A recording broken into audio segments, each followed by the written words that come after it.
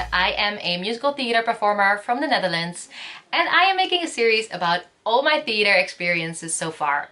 If you haven't seen my first videos yet, make sure to check them out. I'll link them down below. And in this video, I'm gonna talk about my experiences of working on a cruise ship. As you might have seen in my last video, in January 2018, I was all of a sudden out of a job.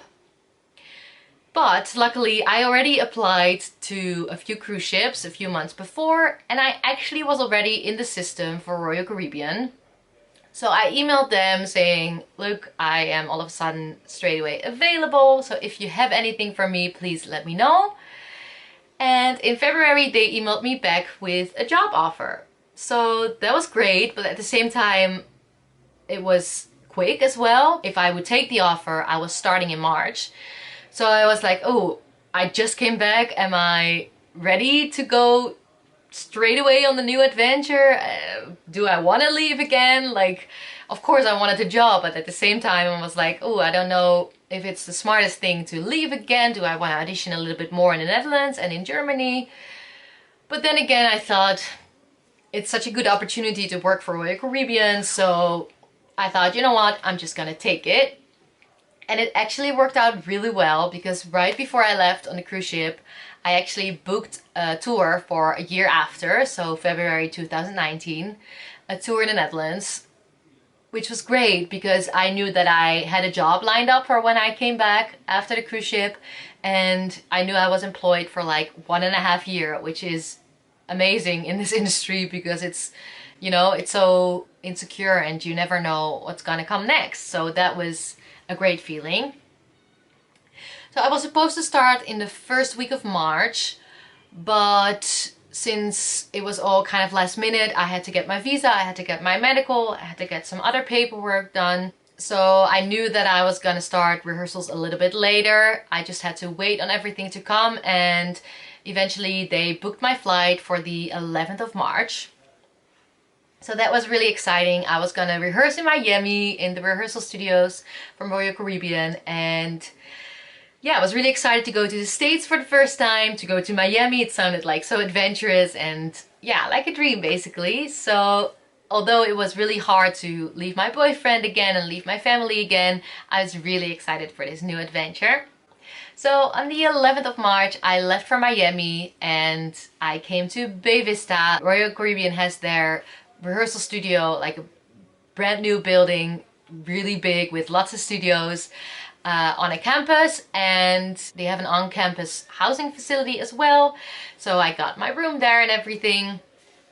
And that whole rehearsal period is kind of a blur because since I arrived late, I felt like I was running behind. I was actually running behind as well, but I felt like it as well, and I never really got rid of that feeling. It was just all so overwhelming and such a contrast with Qatar, because Qatar was overwhelming as well, but in a really different way, and because everything was new, we figured everything out together, and the creatives and everyone was just so nice and was such a family. And Royal Caribbean is an amazing company, but they have been doing what they do for like years and years. So you just come into this running machine and just have to catch up with it, you know. And since I arrived late already, it was just a lot, and it wasn't like I wasn't feeling my best in Miami. I just had to really get used to another climate basically, and the American mentality and how fast everything was going, and you know how harsh it was as well. So yeah, that time wasn't really my best time, but I still enjoyed like the shows and working on them. I just had a feeling that I was running behind a little bit, but that all came together later.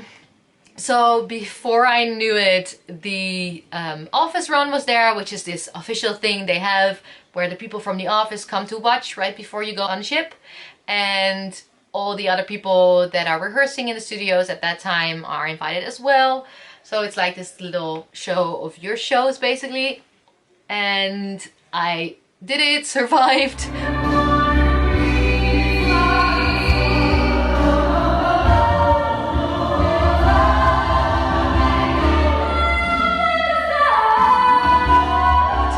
wasn't my proudest moment, but you know, it was behind me and we were ready to go on the ship. And I was really excited to go on the ship because I felt like I was really ready for it all to come together, like getting costumes and getting the orchestra and getting into the theater and getting into a routine and all of that, just to, you know, calm me down a little bit. So we actually embarked from Amsterdam. So I flew back to Amsterdam basically.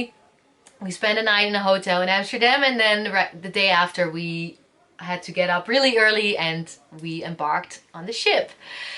And that was a really long day, especially for new hires, because everything's new. So you get lots of trainings, lots of new information, lots of paperwork. You have to wait lots. Yeah, but it was really exciting to see my cabin and see the ship for the first time, the theater and everything was just so big. I wasn't really on one of like their biggest ships at all. It was like one of the middle classes, but it just felt big anyways. Like a cruise ship is such a luxurious thing, and for me, I had never been on a cruise ship, so it was all new and shiny and really exciting. Our install period was a little bit different than it normally is, because we actually went into dry dock with our ship, which means that they actually lift the ship out of the water and do like repainting and, you know, get all the work done on the ship. And they do this only every once in I don't know how many years, but it doesn't happen a lot. So it was quite cool for us to have our install period while in dry dock, because the ship is empty, there are no passengers, so you basically have the whole ship for yourself and you can get used to everything and find your way without the passengers there, which makes it really different, because with passengers you have like lots of rules on cruise ships, and without, it was all a little bit less intense. So that was really nice. And we had a lot of time to put the shows up as well. So a lot of time to get like our costumes done, do run-throughs, do rehearsals, work with the orchestra and all of that. And that is where I calmed down a little bit. I felt like more and more in control of what I was doing, and yeah, I enjoyed the shows more and more, and I got some like better feedback from the install directors as well. And yeah, I was just really excited for our first cruise to start, which started on, I think, the 1st of May. And that is where we first premiered all of our shows. So we had 3 shows. Did I say that already? I'm not sure. I'm just gonna say it again just in case. We had 3 shows: a musical review called Now and Forever, a pop rock kind of show called Center Stage, and then a tango show called Tango Buenos Aires. We did 2 different itineraries. One was the Baltics, which took us to Estonia, Denmark, Sweden, St. Petersburg, Russia, and then all the way back. That was a 12-day cruise, which meant that is really long for cruises. Like normally if you're in the Caribbean, they're way shorter. So that means that you have a lot of free time as a cast, because the same passengers are on for 12 days. You have 3 shows. So the rest of the days you're just like chilling, and you have a lot of time to explore the cities and all of that. You do have a couple of extra duties, but it's really not a lot with Royal Caribbean. So yeah, that was really nice. That was a really relaxed time show-wise. I really enjoyed it, but I have to say it took me a while to balance it out. So I thought maybe it's fun to take you through what a 12-day cruise would look like for me. So basically on day 1, we were always back in Amsterdam, and we had a few hours of exploring in Amsterdam where we could do whatever. And then at a certain time we had to be back on the ship, and the new passengers were on the ship, and we had to do a safety drill. So that was just basically what happens in case of an emergency, and you have like a certain duty to like line people up, or I was in the theater to like sit people down and tell them, like answer questions and whatever they have to do in case of an emergency. So once that is over, we had our welcome aboard show where we did 1 song.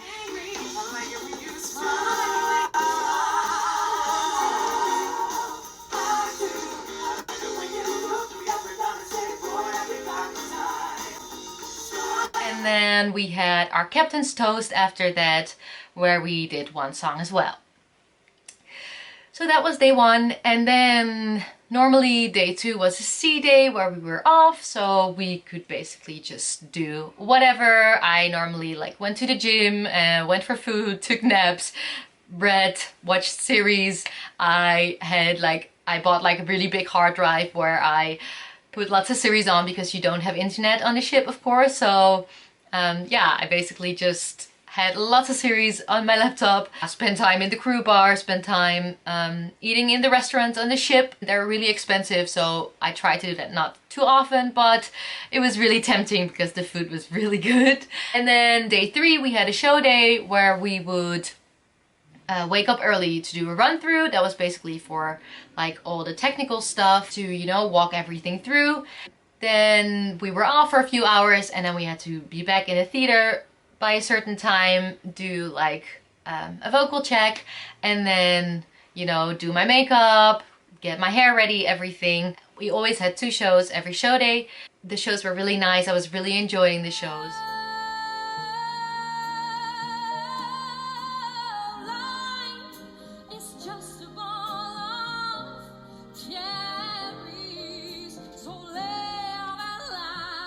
Like the shows were pretty singer heavy because we were just with 4 singers.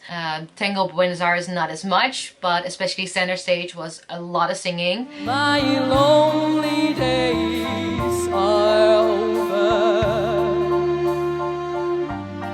and life is like a song.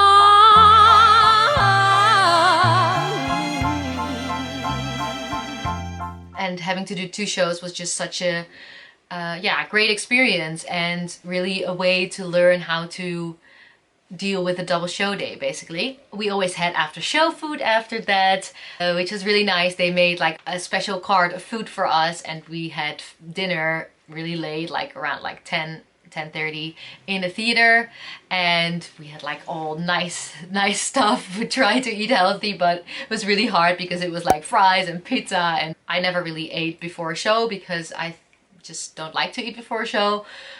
So basically I had my lunch at like a late lunch at like 3 or 4, and then I had nothing, maybe like an apple in between shows, and then after the second show I would be so hungry, and we had like this really great food always. And then after that normally we would like go for some wine in the crew bar and enjoy that we did 2 shows again.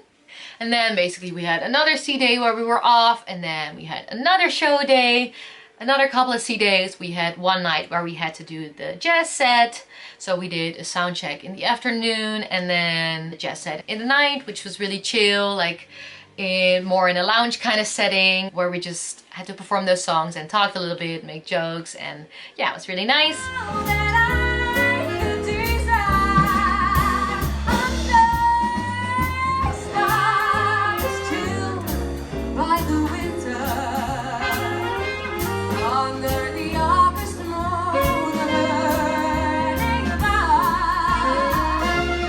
And then we had one more show day where we did the tango show, which was only there for like the long cruises. And I really loved the show. We only had like a couple of songs in it, but I really enjoyed it. It was all in Spanish, and there was this part where we did like the Evita, Don't Cry For Me, Argentina with the 4 singers, and it was really one of my highlights of what we did on the ship. For some reason, I just loved it. Yo solo quiero sentirnos muy cerca, poder intentar abrir mi ventana y saber que nunca me vais a olvidar. Don't cry for me, Argentina. The truth is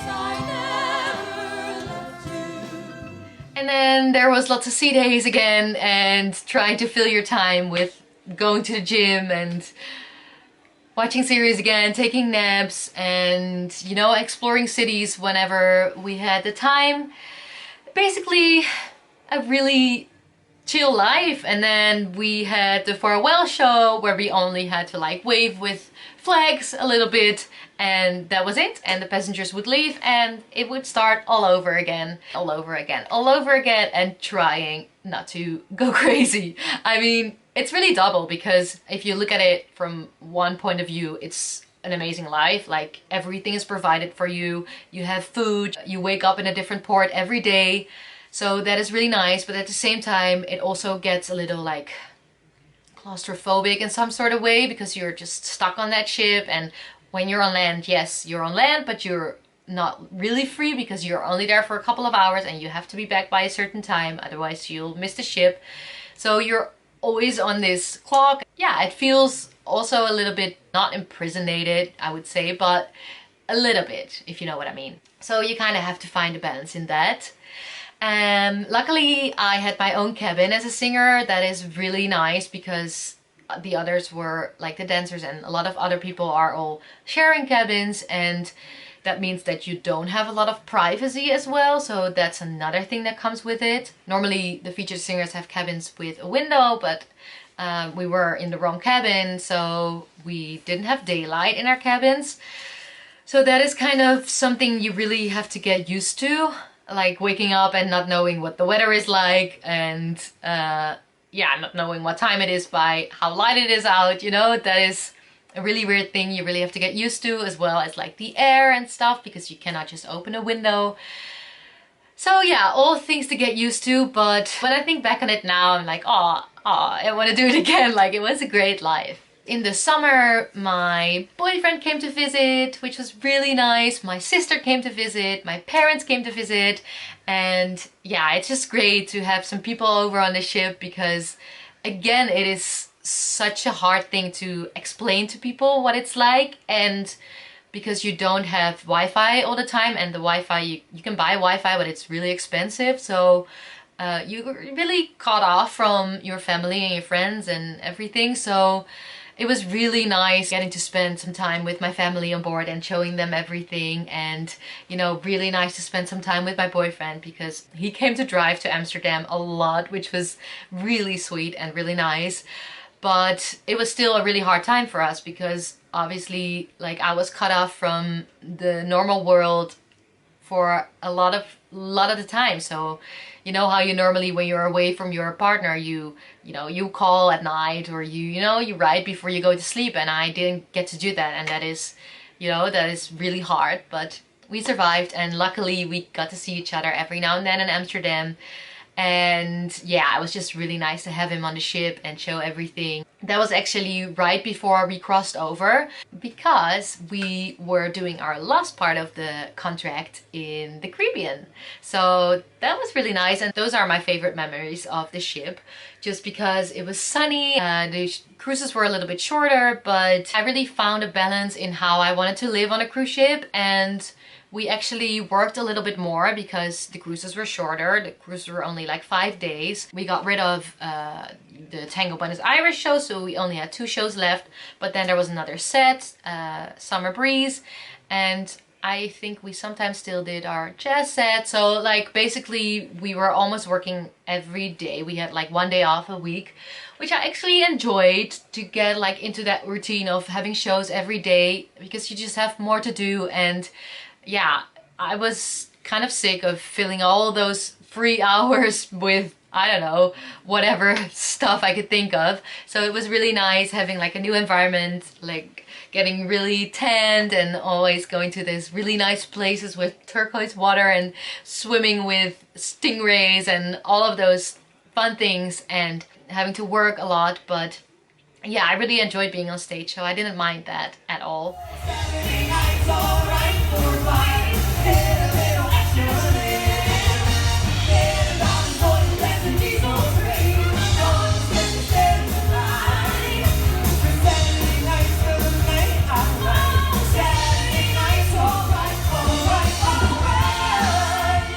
That was a really nice time, and I knew that was my like last 2 months on the ship, so I just tried to really enjoy that time, enjoy the shows, and it just flew by that time in the Caribbean.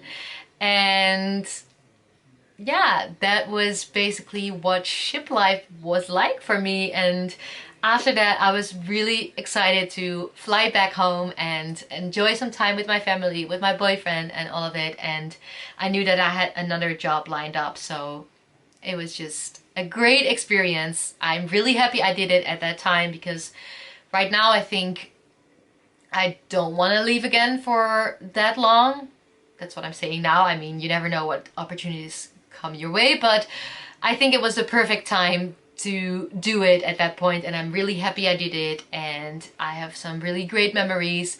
I've learned a lot, I have to say. I think if I would go back to Miami, to the studios now, it would be completely different, and I would feel completely different. And yeah, I really learned a lot from those shows, from doing so many performances, and it's just a great experience that I'm happy to share with you guys. So that was it. I hope you all enjoyed it. Thank you so much for watching. Don't forget to subscribe and like and hit the little notification bell, and I'll see you in the next video.